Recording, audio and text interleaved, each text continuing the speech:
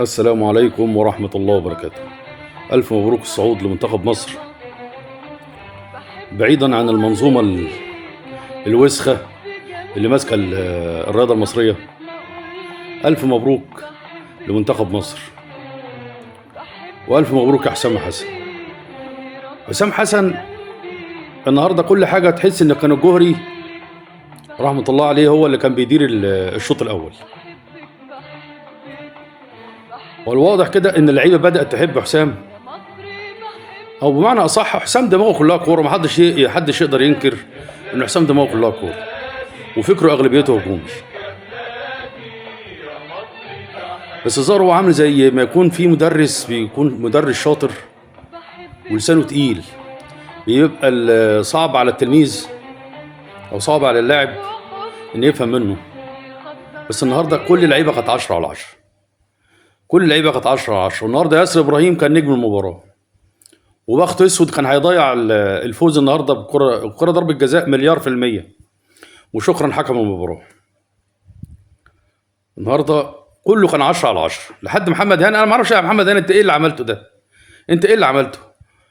ويا حسام انت في حاجه بس اللي ناقصتك، اللي انت عملتها غلط، حاجه واحده بس اللي انت عملتها غلط في المباراه.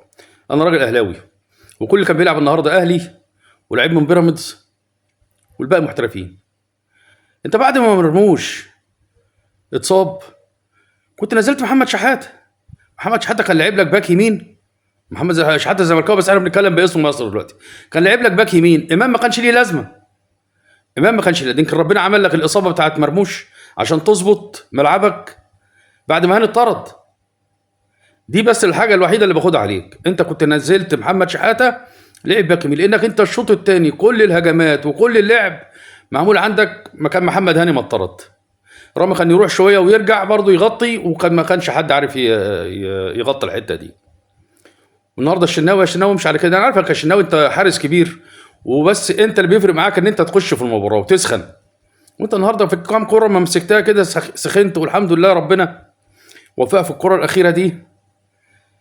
كان الواد مداو كان خلاص كان هيحطها، كان واقف على الخط جنب العرض.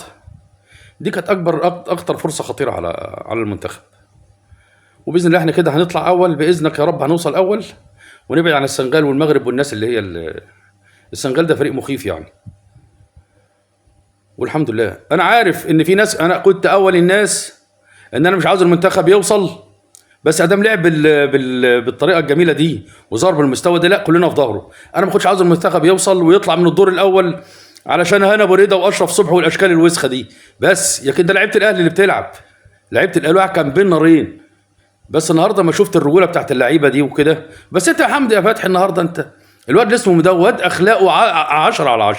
الواد بتاع اللي بيلعب في صن داونز عمال تحتك بيه. وكان عمل ايه؟ هو كان عمل ايه؟ ايده جت في وش صلاح غصب. وصلاح اصلا هو صلاح ربنا كرمنا باللعبه دي، ولولا اللعبه دي ما كناش فزنا بالمباراه. فانت عمال تحتك بيه، كل ما يخش ال 18 بتاعتنا تزق فيه بغباء والكلام ده. احنا عايزين يبقى اخلاقنا زي لعبنا. وشكرا جمهور المغرب النهارده على اللي عملوا معانا، حتى لو انتوا بتكرهوا جنوب افريقيا، بس شكرا برضو اللي عملتوه مع مصر. وباذن الله كل اللي جاي خير لمصر. خلينا في مصر دلوقتي. كل اللي جاي خير في مصر، وربنا ينزع من قلبنا الغل من اي واحد مش مظبوط عندنا في الرياضه المصريه، ونخلينا كلنا ورا المنتخب وانا اول واحد فيكم. وباذن الله اللي جاي افضل لمصر باذن الله تعالى. وربنا كبير قادر يخليها تبقى حلوه على طول باذنك يا رب.